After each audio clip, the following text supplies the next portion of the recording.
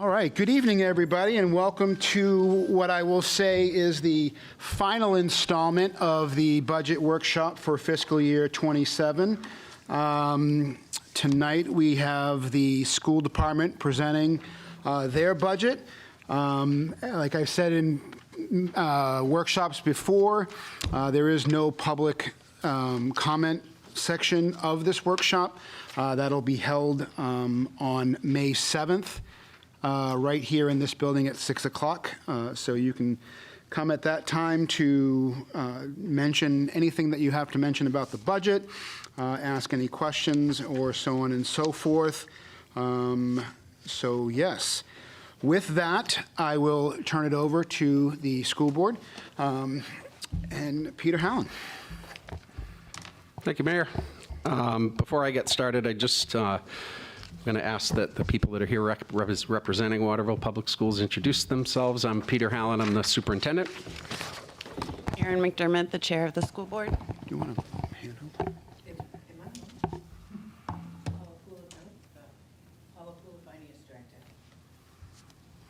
Might not be working. No. Are there mics not working? Do it again? Testing. Yep, it is. Paula Pula, Finance Director. There we go. Maybe I need you to lower it.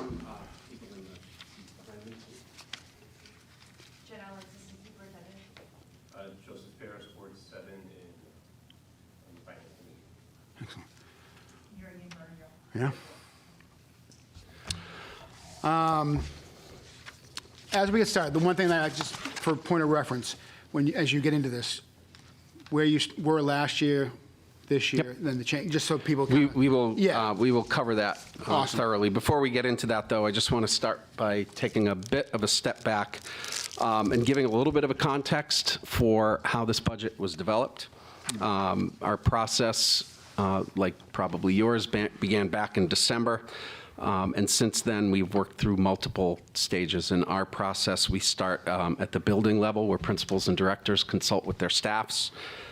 We have central office reviews, where Paula and Jen meet with individual administrators, and then presentations to the Board of Education by those administrators. Throughout that time, we, of course, refine and adjust the budget based on new information that becomes available. Earlier this week, on Monday, the Board of Education unanimously approved a first reading of this budget that we're going to present to you tonight, which is what brings us here. And that step reflects their support for the direction of our work while still allowing for any final review before adoption. So I'm going to let Paula get into more of the numbers that you'll see in subsequent documents in your folder, but for now, I'm going to focus on the cover sheet that you have, because it's important to me that we all know that students are a priority, and we want you to know who they are. If you refer to the graph, please know that the graph is based on numbers that were presented to us in October 1st, so they have changed since then. Within that, our multilingual learner population has reached as high as 220 students in this academic year, and it continues to fluctuate. That represents about 13% of our overall student population, compared to a state average of about 5%. Our population of students with special needs is also significantly higher than the state average. We're at about 27%, where the state is around 19. And just as important as the percentage is the shift that we're seeing in student needs. We're serving more students who require intensive day treatment type supports, particularly for behaviors, rather than the more traditional resource room supports that we were used to providing. And in addition, more than 70% of our students now are identified as economically disadvantaged. I want to be clear, as I was with the board on Monday, none of this do we view negatively. There are challenges, of course, but they're also a reflection of who we are as a community. One of the things I value most about living and working in Waterville is that we embrace that diversity and we take very seriously our responsibility to educate every child who walks through our doors. What it does mean, though, is that we have to invest in people. The core of our budget, as you'll see, is human resources, hiring, supporting, and retaining qualified and caring staff to work with our students and families. So with all of that in mind, I'm confident that the budget we're proposing tonight preserves the programming necessary to support our students while also being fiscally responsible and mindful of the burden on Waterville taxpayers. With that, I would turn it over to Paula, who will walk you through our expenditures, our revenues, how those two things work together to ultimately come to the ask that we have of the City Council. Of course, any of us here are willing to answer questions as they come up. Thank you. Thank you, Peter. The first sheet that I'll go over is the summary. I think it's the first one right after the graph that will show you 5 years of history of our expenditures of Waterville, starting with 22-23 up until 26-27. So you can see the trend. I mean, I have many more years of history, except I couldn't fit it on the paper, but I certainly could provide any other information if you wanted it. But for what we're looking at this evening is to the third column in from the right-hand side is the budget for 26-27, which will show you every cost center that we reviewed individually with the people within those buildings and departments, starting with special education, and it'll show you exactly where we landed this year in the 26-27 budget, where we were last year, which is be the current year now, 25-26, and the difference, and the percent increase or decrease, whatever it may be. We can go over those, but I'm actually, in the other graphs, I'm going to go into more detail in what these figures break down into and look at our budget in different ways. But if you have any questions on this sheet, we can certainly go over it. You'll see at the end of the cost centers we have here, our budget landed at $35,550,322.20, which is $1,341,634.97, an increase over the current budget that we're in now, which is a 3.92% increase from the previous year.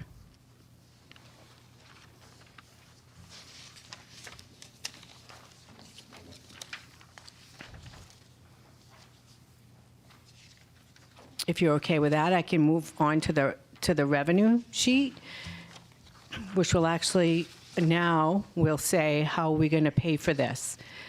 So you'll see, again, 3 columns in on the right-hand side, 26-27. It starts out with our budget expenditure request, and then it'll go down into all the different revenues that we believe that we can have to pay for this budget.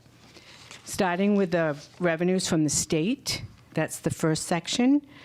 You'll see that it's at $22,157,598.87. That's a 2.89% increase, which gave us $622,737.50 over the previous year.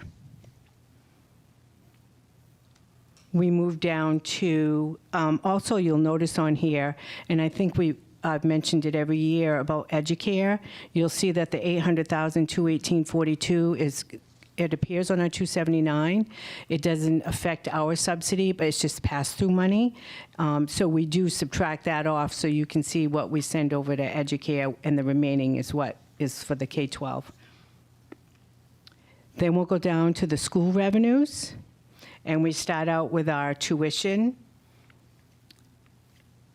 state agency clients, those are students that are placed in our district through DHHS. We get revenue from that. Athletics, I know that's not a huge number. We wish it was a lot higher. Eventually, hopefully that will increase. Then we'll go into the regional, no, that's adult education, that'll show in a different spot. Our business services.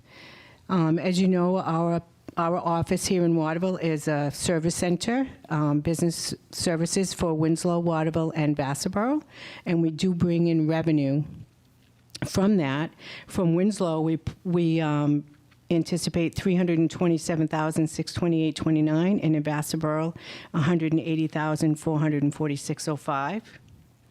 And then we do get some monies for the rental of our facilities if we need to provide custodial services and things like that, we will charge for that. That will produce $806,464.78. And then we'll move on to what we're putting in there from our, projected from our undesignated fund, $350,000. The next section would be, that's the shared program revenues, and MMTC also gives us $67,144.62 to, for our business office again, for business services, which includes AP, payroll, accounts receivable, HR, transportation, all of those services. We do get some revenue from the technical center. Also, they will reimburse us for the use of utilities, and that's another $49,008.35. That'll give us another $116,152.97. And that will move us on to adult education. What we'll get for state education subsidy for next year for adult education is $283,526.22. And we also receive a revenue from RSU 18 sharing the director of adult education. That gives us $40,575.50, which will bring in another $324,101.72. That brings us to the end of what we can produce to offset this budget. But you'll see out of the $35 million budget, what we will provide is the $23,754,318.34, which then our request from the city for tax appropriation would be $11,796,003.86, which is a 5.08% increase over the current year, which equates to $570,019.72. So that's where we're at right now for our ask from the city.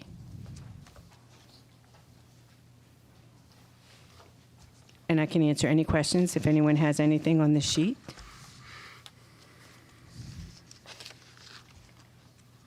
And it will show the trend from 22-23.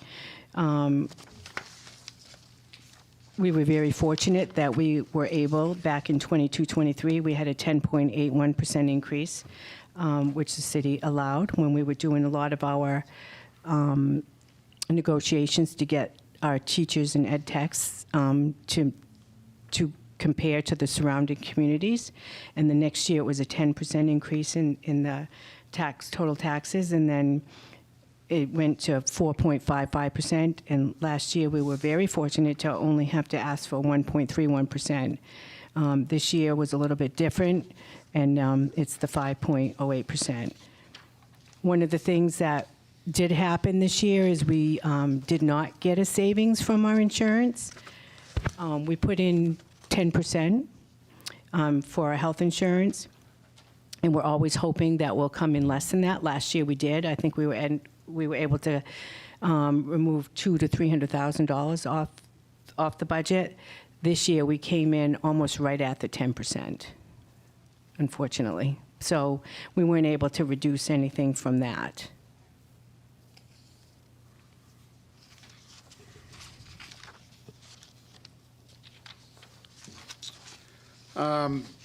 Okay, question. I've seen a lot of things in the news and paper and online, certain things happening in the education world, changes to formulas. There was the teacher salary to 50,000, and then there was some things, I think, that were happening, some of the things that were happening in Winslow probably have some sort of effect with kids coming here, or the funds that were coming here, if we were sharing classes or something like that, or that weren't going to happen, or whatever. And any of that in this budget here, or are those things that happen in future budgets, like the $50 or the $50 or the $50,000 a year? Does that impact? When does that go into effect? Is that not this budget? And do you see any? From what I understand, with the new change in the formula, that was positive for us. Is that inclusive in this, or does that take place another time? That doesn't, Yeah, so those one at a time, the $50,000 minimum salary for teachers, that's something, we had negotiations with teachers last year, so we're in the first year of a new 3-year contract. And by the end of that, we will be at that mark, which is when it would go into effect. So we are prepared for that. You asked about Winslow, and I think what you're referring to is our alternative education program that we have at the high school. We had always allotted 5 slots for that program for Winslow. They, for purely financial reasons, decided to take that about $71,000 out of their budget. So that's a loss of revenue for us. However, it did not impact.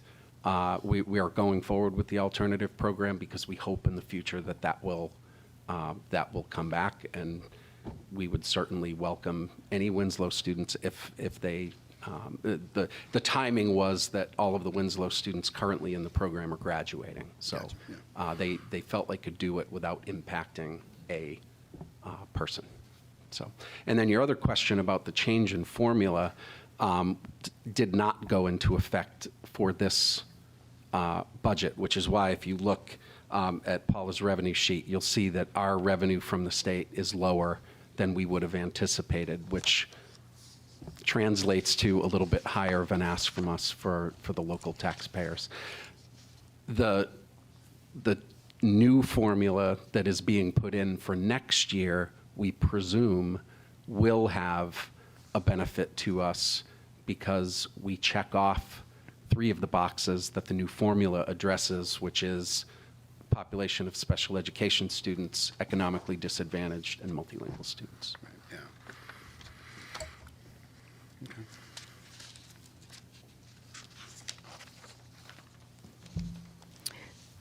on the next sheet is the Waterville 11 budget categories. That's another way of looking at this budget, so you can see in different lights on where the money goes. This is the one that we have to upload to the state in this kind of format rather than by building. They're looking for the 11 categories, which is your regular instruction, your special education, and it goes all the way down to the 11 categories that we have, which will total the budget as well. And then you'll also see that most of this money does go towards students and salaries to educate them, especially when you look at, the regular instruction. That's 31.93% of this budget, and then you'll go into the special education and so forth, all the way down into those categories. What portion of the budget they take.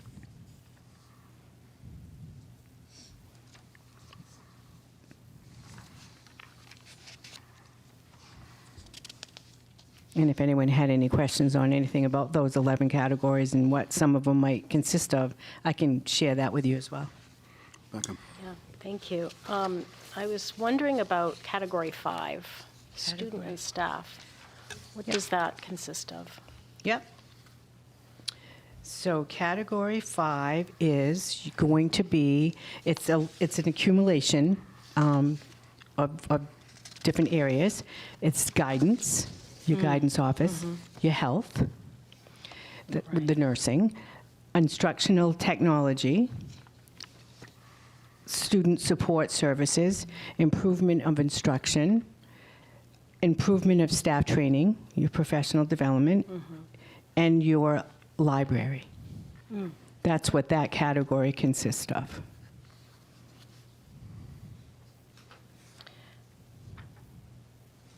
And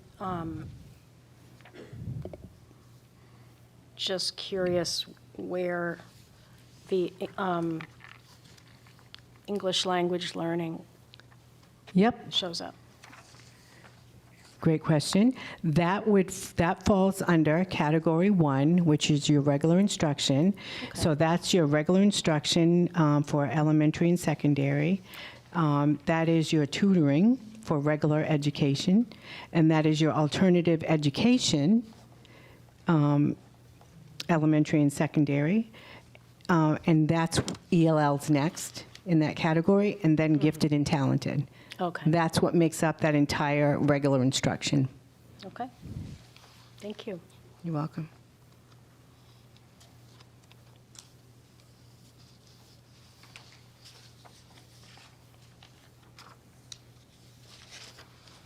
So the summary sheet showed you how the budget breaks down by our cost centers, what we call, which is really our building levels. And that's the easiest way, because lots of times what you want to know is what each building is costing you. And then the 11 categories is the second way. And then the fixed, obligated, and other cost sheet gives you another look at it as well. That goes more into the depth of what the costs are. And it'll show you your budget at the very beginning, and then you'll see right underneath that is the salaries and benefits, which out of that 35 million, 30,169 is your salaries and benefits.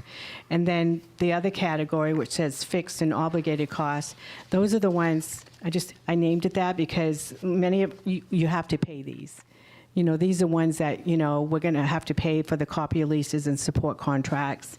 Your computer leases, your telephone lease, your water, your sewer, you know, all the way down from fuel oil. I could read them all, but those are all the ones that you're going to have to pay,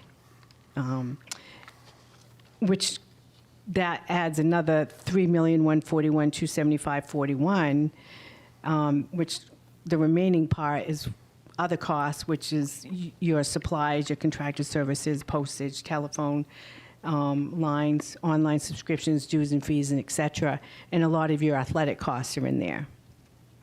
And so that makes up for the rest of it. And when you break that down, the salaries and benefits are 84.86% of this entire budget, and the fixed obligated costs are 8.84%, with the remaining being 6.3%. So we just wanted you to have a lot of different angles to look at it. On how they all come together.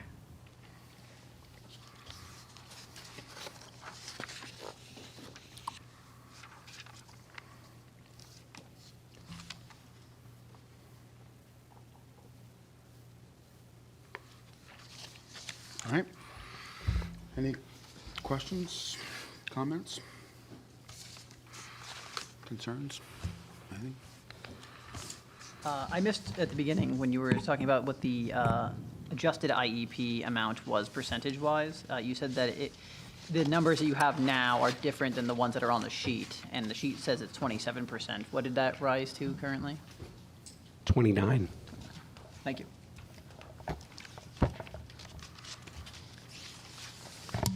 I can talk about the undesignated fund if you wanted to just know where we're at with that.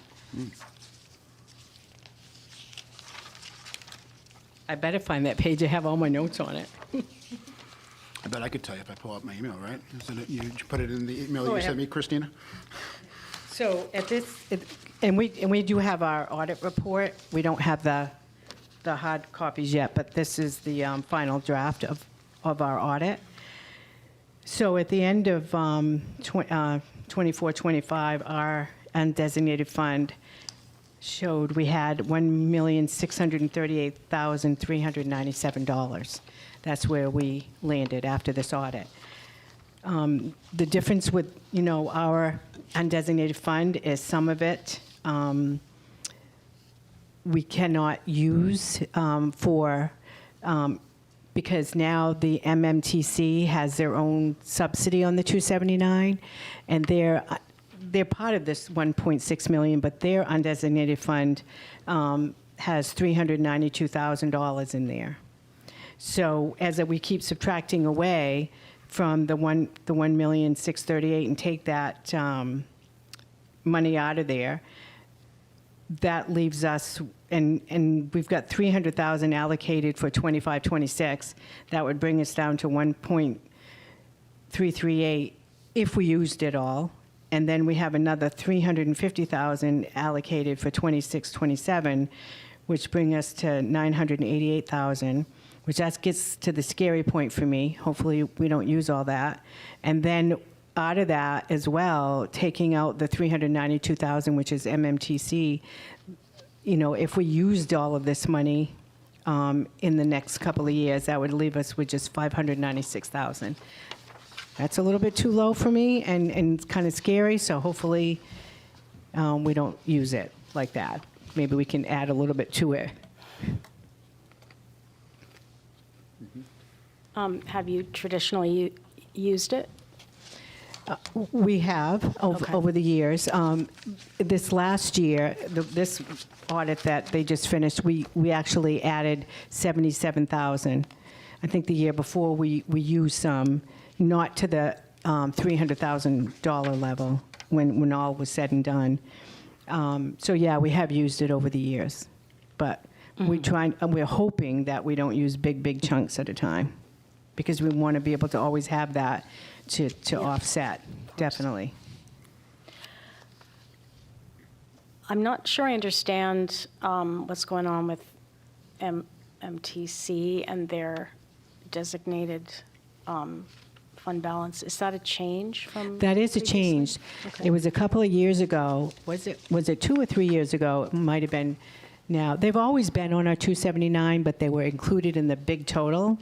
But then they started funding them at a different level, where they're separated out on our 279. So that's specifically their money. That's not money that I see. that's what's allocated to them. So if their budget were to go over that, then they dip into their portion of their undesignated. If they end up with more money, because they didn't spend as much as they got, then we'd add to that undesignated fund.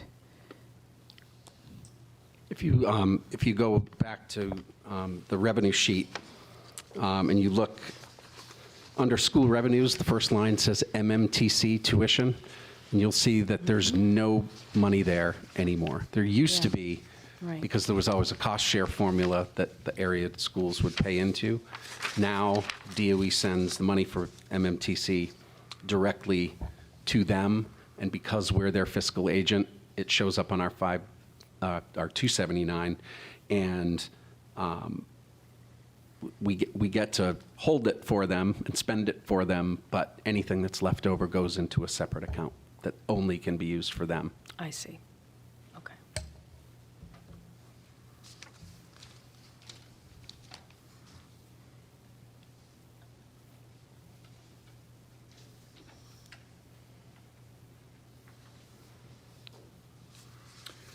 Any other questions for the schools?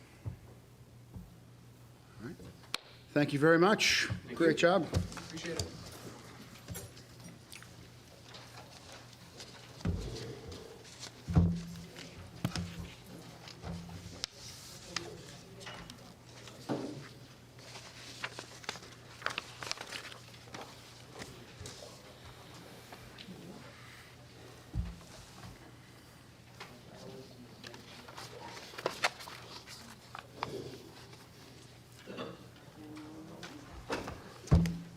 Easy peasy. No. Well, they were easy peasy. We have, yes, a couple updates.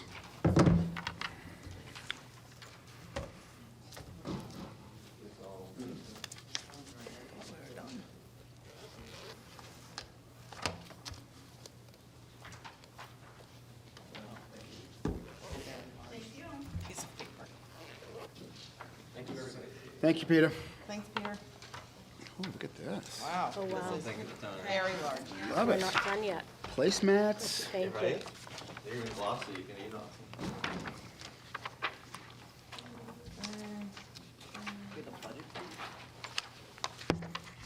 And you get a sheet. You get a And sheet. you get I a know. sheet. And you get a sheet. Thanks.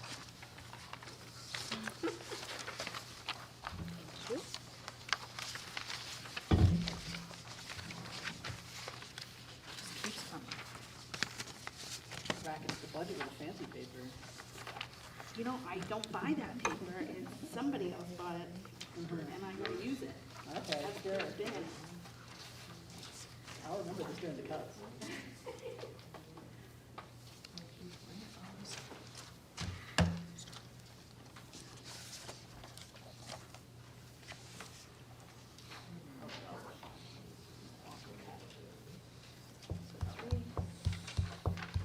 Three, 4, 5, is it 5 different? Yeah, 1, 2, 3, 4, 5 different. Our missions are 5 different. 5 different. So 1, 2, 3. 4, 5. We're good. Yes. 4 small pieces. of Although, paper wait, and one what if big I have piece 2 of the paper. same thing, but I still have 5? Hold on, we They could all be in, have different colors we on could be them. in trouble. Right. You know, I know. I'm just I teasing. think you, I think I got them all. I'm good. 4 small pieces, One one big- big one. Yeah. Did I left them over there. Didn't want.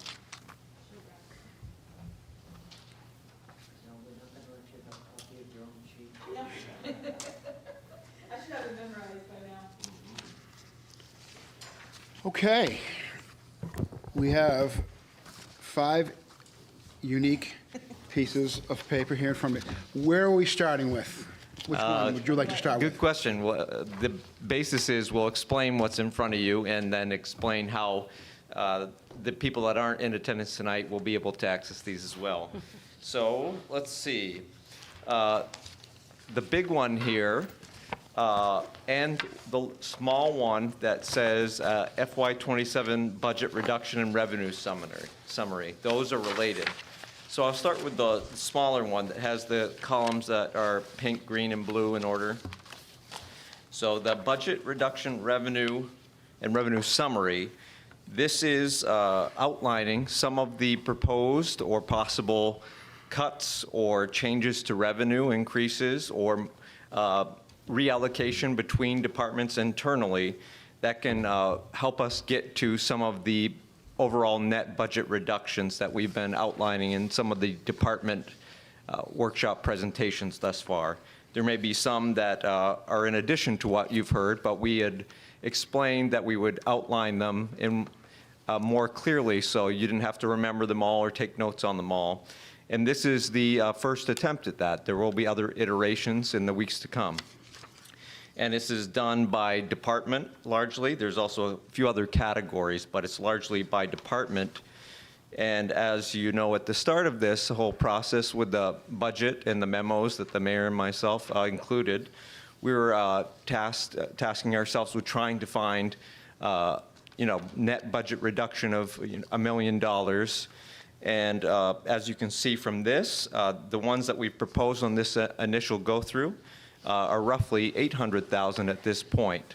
Like I had alluded to, some are full-on cuts, some are revenue increases, not only projecting more sources of revenue than we had perhaps previously kept conservative and we had new information that we felt comfortable increasing, but some of those are also creatively using TIF funds, so maybe foregoing something that was a nice to have and reallocating TIF money to something that we must do. So a better use of those, but it's a revenue because it's offsetting things that would have been paid for by regular general fund dollars otherwise. And there's also a column for operational cost increase. So the totality of the cuts was actually going to be greater than what you see at the 794. But we've got new information in the opposite direction as well, and we want to account for those things as they come in. Examples of that would be fuel costs have risen, and we locked in on a price, but the price was higher than anticipated. So we want to account for that rather than just leave in the lower number. Now that we have more information from the first iteration of the budget, there's also information about catch basins, stuff like that, that we want to make that as accurate as possible, even if it doesn't help us in our cuts. And then you'll see that by department, but you want line item detail as well, I would assume. So the comically large sheets, because there's so much information, is what shows the actual line items and details and notes. So you could follow along in your budget book and say, okay, in the administration budget on line 52, that amount was changed by this amount. And it'll show you where to find these. And the few color codings are explained further, but it's if they're TIF funds or reserve account funds, just calling those out. So that these 3 pages that are stapled together that are large do translate to this one-page summary. It's just more line item detail to explain that. So we can certainly revisit all of these and get more granular as you wish, but the first and foremost was to get these in front of you so you have time to digest them and thereafter comment on them to give us direction about which things you have questions about or stand behind or want to perhaps propose differently. Before we open it up further, I will go on to explain a couple other sheets that are very closely related. One, that's a single sheet of paper. It's entitled Further Reductions If Requested by Council. So the large sheets, those are ones that we stand behind and that we think won't negatively impact operations, at least not in the short term. Some of them may have longer term questions. But this sheet here are ones that, particularly in the IT department and police department, that we think we wouldn't advise because there would be operational deficiencies or problems in future years that we're just kicking the can down. So although these are another, almost 80,000 in potential cuts, they're not as advised like the nearly 800,000 were, but we wanted to outline them because the departments did take the assignment seriously and gave us these to consider, even though they made convincing cases why they shouldn't be put forward. And then one other one-off sheet here. It's called Staffing Status, Vacant Positions, and Council-Approved EMS Positions. The first part is pretty self-explanatory, but I will explain it. There was instituted a hiring freeze, so there are already some positions that were vacant at the time, like in Public Works, for example. And then when we found out that we wanted to really strive to make tough decisions to reduce the net impact to taxpayers, I instituted a hiring freeze and it's not a full-on freeze, it's more nuanced that if it's a mandated position, we of course will move it forward, but these are not. They're still important, but they're not mandated contractually or by law. So these are ones that were either already vacant or have since become vacant since earlier this year and have been frozen as such and not posted for rehire or rehired. So we wanted to show those to you. This is not an indication that we want to put these forward for being cut, but we did want to give you all the information available because you may very well have questions and want to consider if some of these should be considered to find further budget reductions or efficiencies. And then if you do want to go down that path, I would assume we'd want to hear from the respective department heads about the implications and their defense of that position or what they think would be the results if it were considered for changes. And then the EMS positions added in FY26, those are currently filled. And they were filled early this year, as was planned and budgeted in this current year's budget. The reason for their inclusion is many in leadership and also some members of the community wanted additional line of sight on that because it is something new. And this FY27 budget would be the first year that these were a full year because prior it was deferred for only half a year. So we wanted to show those to you as well because there have been questions of what that total is. And these numbers are total cost, not their salaries for any of these, but salary and benefits. And if there's oddities, like a certain position didn't have health insurance prior, but perhaps a future person might, but we just want to show you the number that was in the budget, but now it's vacant. And these are the rough implications of what we think would happen if they were filled as in the budget. Before I hand it off to all of you and the finance director, one other sheet. It's just a clear outline of the projections of fund balance. It is just that, a projection, because we have not received the hard and final version of the audit, but we do have this portion for what last year's ended at. And we, of course, have not completed the fiscal year we're in. But the finance director has issued a quarterly statement for the third quarter. And if you project out what we anticipate, that is explained as well. And on the second of the 2 pages, the biggest takeaway, if you will, would be if we are to project and just estimate, we might have available for use of undesignated fund balance up to $4.14 million. And you, of course, would not want to use that in any one year, but it's just a line of sight on what we currently have in the budget is proposed at $1.75 million. So if you wanted to use more or less, that's the number you would look to see if that was advisable or not. And I've spoken enough for now, so I will open it up to others. But before that, Christina, would you like to add anything? Not too much. Nick said most of it. I will look at more closely the next 2 months and try to keep closer track to that. I know that next month is pretty much your hearings and your review of the overall budget and what you decide to move forward with or reduce. But it would be probably very useful if I rerun what I project it may be the first part of June before your first reading, or for that second hearing of May.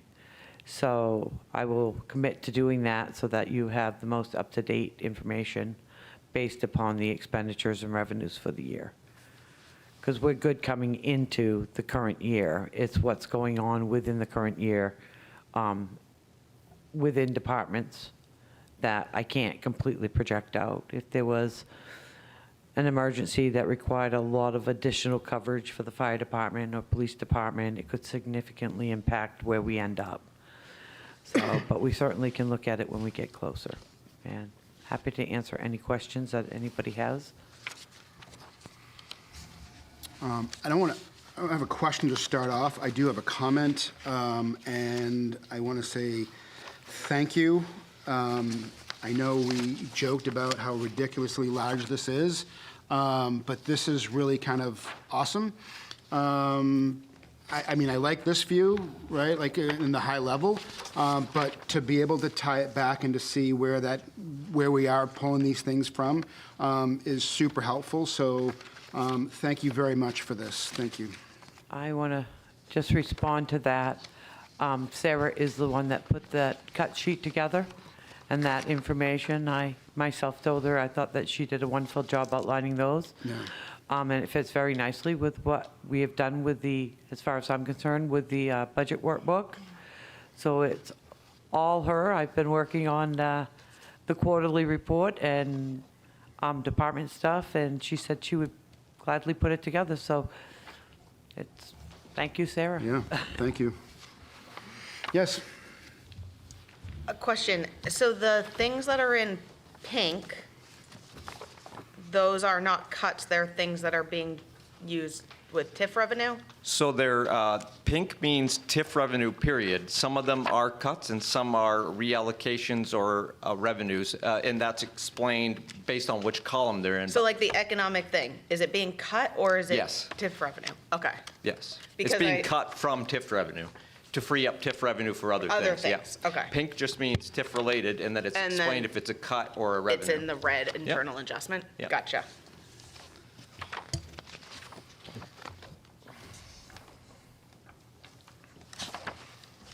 And when you say pink, you're talking about like the first 4 columns. That's where correct, it says yep. department description. Yep. Because the proposed cut is. Yeah.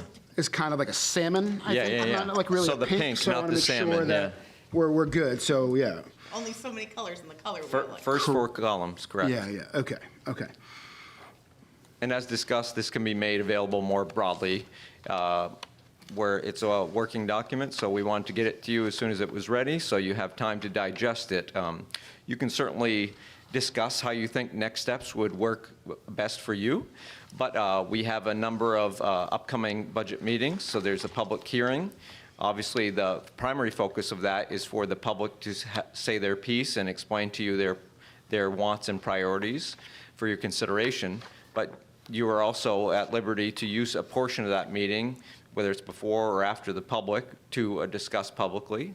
There are also other public meetings at which you have workshops and budget votes, rather, first readings, et cetera.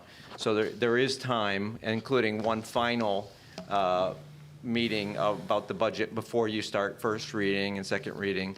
And of course, there's opportunities beyond that as you wish to let us know your thoughts on the matter, but as much of it that can be in public as possible, of course, is advisable for the full public transparency.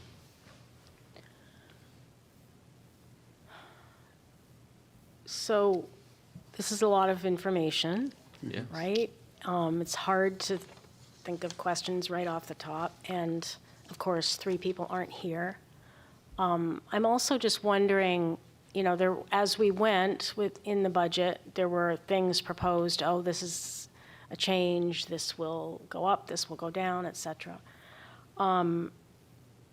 So I'm just wondering, and you kind of alluded to it earlier, how will this be presented to the public and to us as a kind of like revised, this is where we are, Sure. big picture? Yeah, so this is the first step, and it's actually Okay. starting with the small picture. The big picture would be inputting all of these into the large budget worksheets. Right.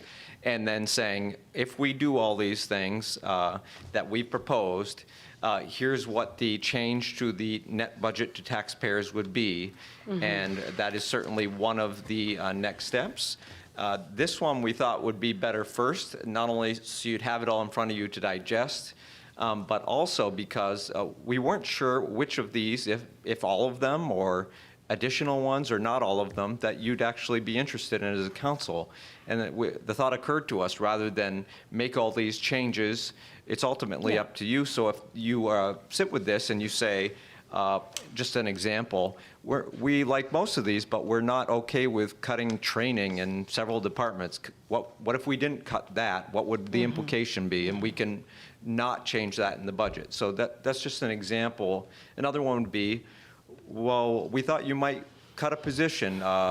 What if we did cut this one off the list of vacancies? What would that do?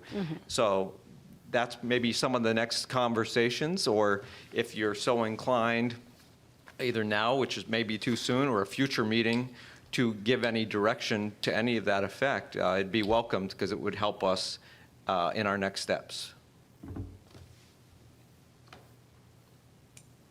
I know as far as my personal thoughts on this, I'm mostly waiting till after hearing from the public on input from them.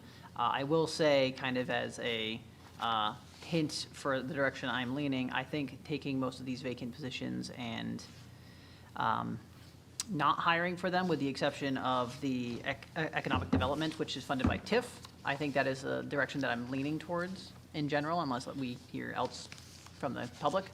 And then I will very likely look for other places to cut as well, because I really did hope to hit that 1 million, and we're close, but we're not there yet. And so I know that even the 1 million that we proposed was lofty, but it also is not quite enough, frankly, for where we are currently as a city. So I'm potentially going to look for more, but we'll see. Sam? I would somewhat echo what Spencer said, as far as like looking at the vacant positions and not hiring for those this year.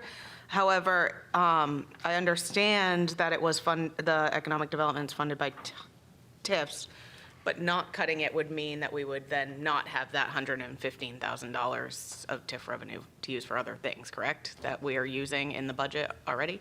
So what it would mean if that position were cut, that we would have to find other eligible uses for those funds to actually help the net difference, which is possible. I'm not sure to what extent, because we've already been as creative as we thought, but that would be the implication if that position were full-on cut.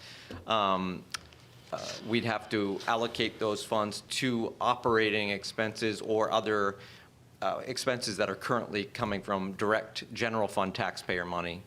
So that wasn't what I asked. What I asked was, if we were to keep that in, Okay. the 115, that means that's $116,000 of TIF revenue that we don't have to put to other things in the budget, Correct. Yes. right? So That's that, what he said. I thought he was saying the opposite, like that. No, right now, Then if we. right now, they're not allocated on these, they're not allocated for anything else. So if you guys cut this position, they could find other things to do that they're not currently Yeah. in this budget now. Potentially. Right. Well, so there's a lot of revenue increases here that are coming from TIF funds, is that Yeah, right? like That's correct. Yes. 84, yeah. So what are the things, what are the nice-to-haves that got cut?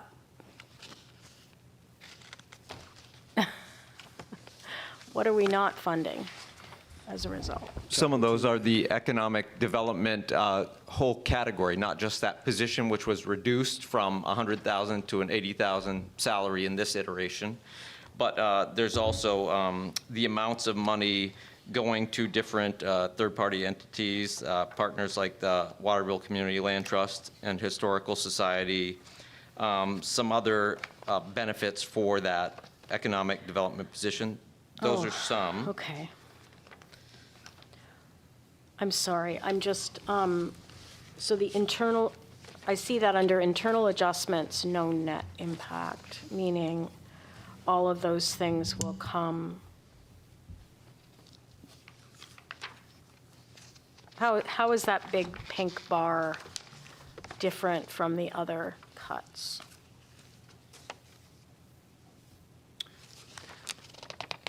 Sarah? Does that make Perhaps you can sense? restate the question. I So don't I think what she's saying, answered so you're- if you look at the sheet, the proposed cuts, right? So these were line items before, right? And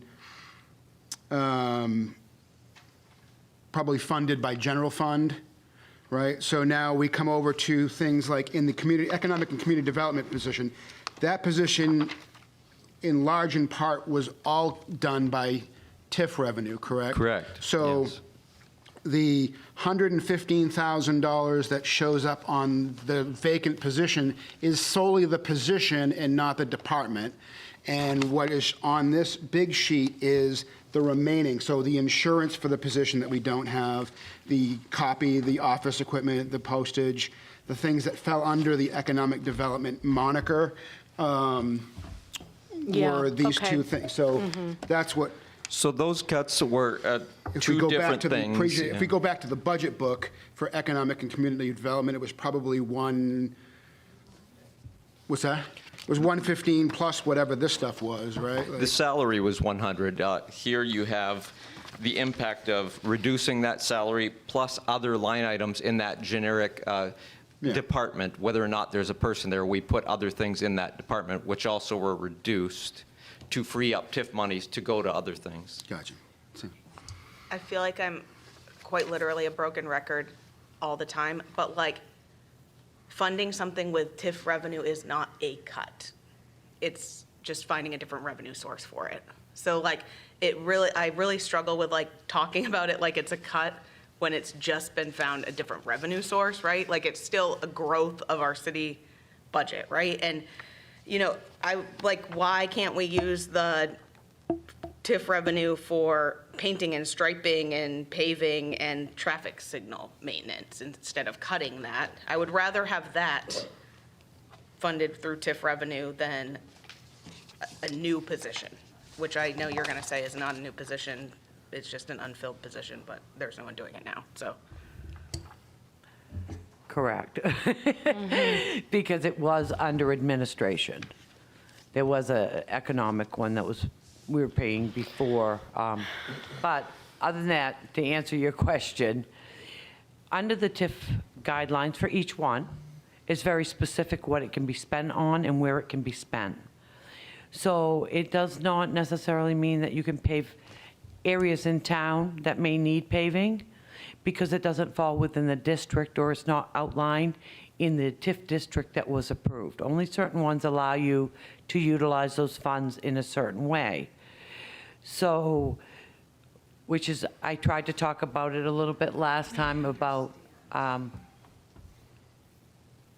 okay. No, I understand, I'm just saying, I mean, this is a position, right? And they're not, presumably not only doing work on Main Street if they're a position in the city that's focused on full economic development. So I guess I'm very confused as to how you can fund an entire city position using only TIF revenue, but we can't do other projects around town and find other things to utilize that revenue for and offset the cost of the taxpayer money. I understand what you're saying, but economic and community development activities as far as marketing and promotion of the communities are not bound by the district.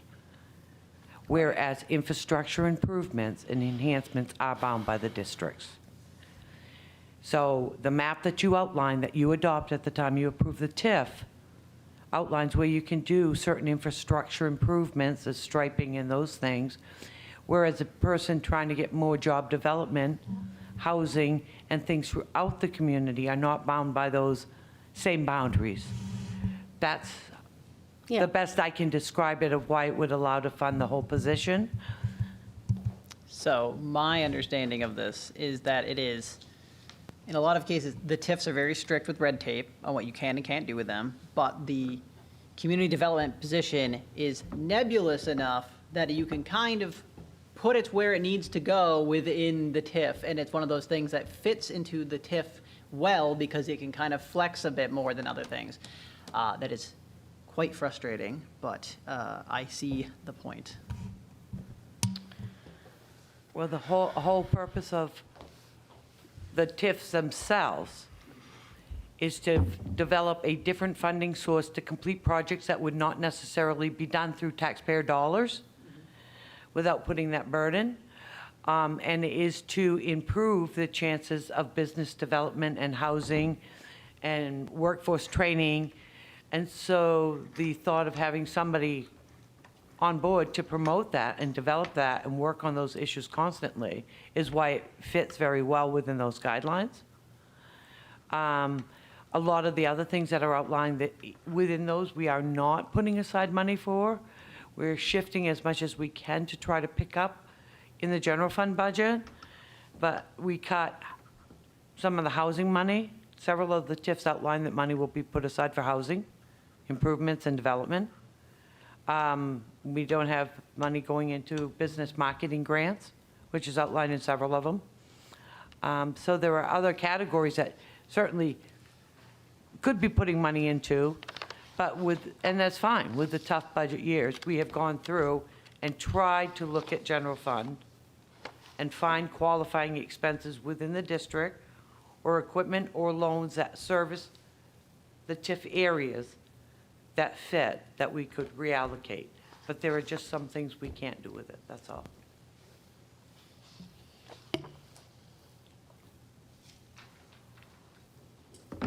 I just have a question about one of the vacant positions, specifically the patrol officer.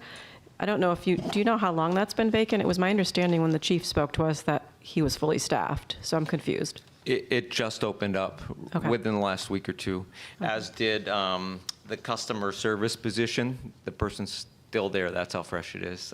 People, and then the code enforcement, likewise. They're very hot off the press, and we want to give you the newest information. Some of these people are still in that position, but they've given their notice. Okay.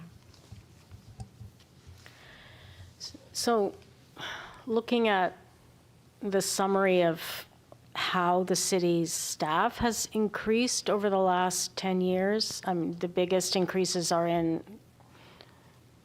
fire, police, and admin. So I think I would like to look very carefully at consolidating some of the admin positions that we have open and try to come up with, for instance, perhaps absorbing some of the customer service job in an executive assistant position and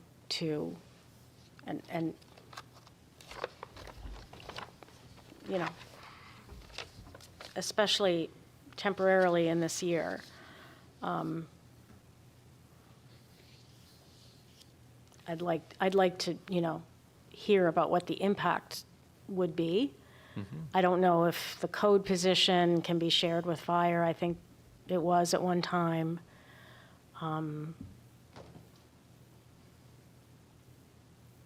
Obviously, we're just talking here about priorities. What do we have to do? What should we keep doing, not just this year, but in the future? And for me, community development, economic development does fall into that category of we need energy in that area, even if it means, we pave a little less roads in 1 year. I mean, it's working towards building the tax base and the city for future years. I agree with that as far as the admin positions, but also I think another thought is wondering if they could also be filled on a part-time basis to save as well. Like if again, hearing from the departments and knowing how that would look for them would be helpful. But it also occurred to me as far as the consolidating as well, if that's an option, so if we could possibly. We appreciate the direction, and we'll certainly look into that. One note that comes to mind, actually two. The first would be we'll have to consult with the HR director to see which positions are union. They may have strict requirements about what can and can't be done, but we can certainly look into that. And then another one comment would be, out of respect for all these departments, I would hope that you'd like to hear from them about the implications, because these are just numbers on a page, but if they tell you, if we lose this position, these operations will suffer, or we'll have to stop doing A, B, and C, because we're only able to do A, B, and C because we have this person. So that'll help inform whatever choices while we look into possibilities as well. Yeah, and of course, we can't cut if we can cut something without an impact, then we have a problem, because we have a position that we didn't need, right? So, this is not easy, but it is important to look at. And so I'd certainly like to hear from departments. Certainly. But at some point, we're going to have to weigh what our priorities are.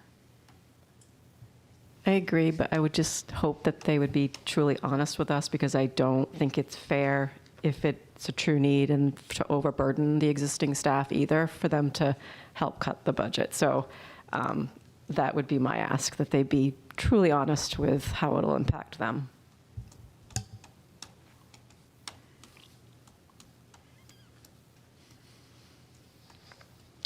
Any thoughts or direction about timing of next steps, given the next meeting, budget-related, being the public hearing? and then the ones thereafter. Do any of you have any thoughts on how the public hearing should go, beyond the obvious, letting the public speak? My thoughts are that after the public gives their opinions on what we should do for the budget, at least personally, I'll be giving more kind of defined guidelines on what I would like to see based off of that feedback that they give me. It may not be fair to everybody that they won't have as much time to think about this. I have some ideas, but I don't want to necessarily voice those right now, so I want to wait until after that. But I hope the other counselors also have some ideas of what to do and are willing to voice them at that time.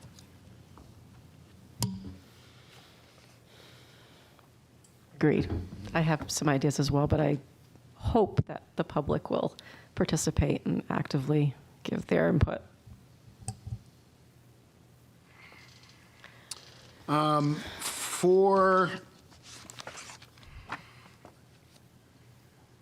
may misspeak, but like, I'm assuming, are you asking, would you like to see the first page of the budget, right? Which, now that we have the school number, we have the county number, do you want to see what this looks like? Does it matter to you at this point in your decision-making process to see what this looks like on a budget sheet to the overall percentage? Or do you just want to mull this over, wait, and then we can give some direction after the public hearing so that we walk into the next meeting, the next workshop, which is really the council deliberation where a lot of this stuff will happen. And we'll have the live thing at that point to say as we start on the fly. But do you want to see any of this on a piece of paper that? Well, that kind of goes to my comment about what are we going to present to the public? I mean, they have presumably, access to the original budget, but that's not the reality we're in anymore. So I appreciate wanting to get feedback from the public, but it should be informed feedback. So I would at least expect, that we have some kind of way to share with people ahead of time what we're looking at currently before they give input, because people are going to say cut taxes, and and they might have particular examples of what they want to cut, but I just think we should be as productive as possible about where we are and what the possibilities are. Are you suggesting, as a group, that we redo the budget with all the things currently on the cut sheet? So that will be available, and then you will make additional adjustments based upon what you're hearing at the public hearing? We just didn't want to that's ideal. We didn't want to right? make those changes unless we knew that as a group collectively, that's what you'd like to see at this point. And then you want to add them back in or remove other things, that's fine. But we just wanted to present it to you and make sure that that's the route you'd like us to go, that's all. I'm fine with that. It sounds good to me. The primary thing that I'm looking for the public to have access to is the general summary with the updated cuts that we are talking about, along with it broken down by department, at least the top line of the fire department costs X amount, and preferably also have what it was last year. It doesn't need to be the full 5 years. I would prefer if it was, but if we even just have a general benchmark of this is what it was last year, this is what it is this year, it's a % difference of whatever, I think that will be a general idea. It would be a good direction to head for information for the public. A more detailed version would be great too.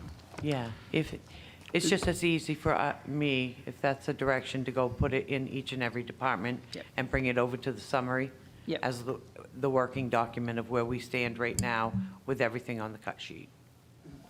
As was mentioned, we can now update the schools portion because we just got that information. It is favorable compared to our early estimates. I've heard it said, and I agree, that we must take care of our own the city side. So it's not to say that's, we're taking claim for their good work, but rather it is part of the full summary page that will impact people's tax bills. So we'll include that as well now that we know it. Do we have a mechanism to put these items all online for people to look at? We have the budget process under the council pages where we've been putting PDFs of materials. We can continue that process. Yeah, I mean, I think like very similar to what we're doing with the Amazon, probably everything we get with the thing. I think anything that we have, like I think putting these sheets on here, I think is good for people to kind of take a peek. I think that's a great thing for us to do. Yes, we can certainly do that. You know what I mean?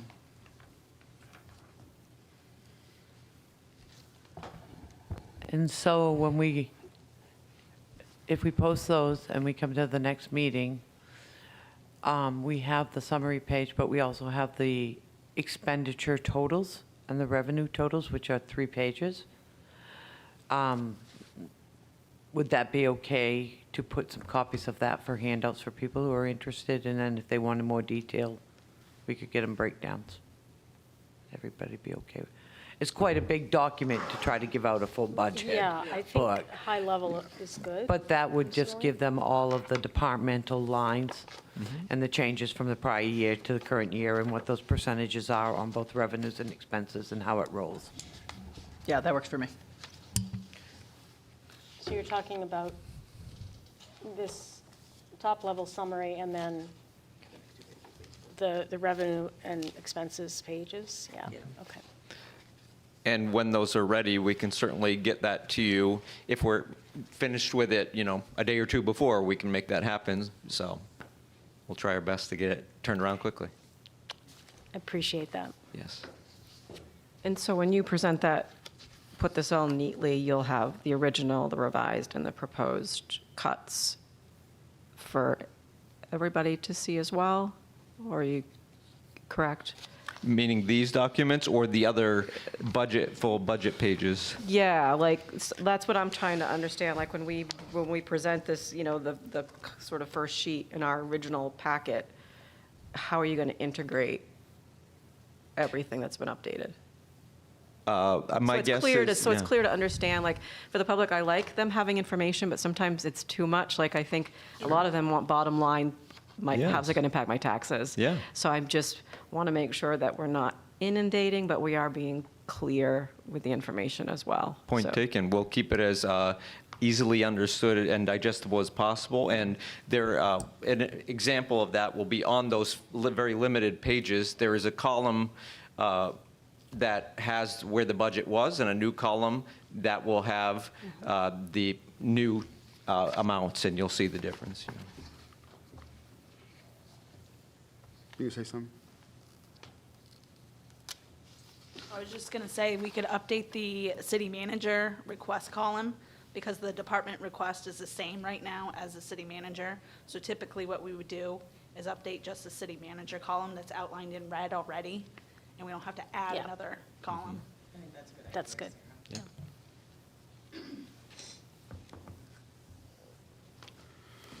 All right. Any other questions, comments? All right. Well, great. Well, thank you very much. We'll see everybody on Tuesday.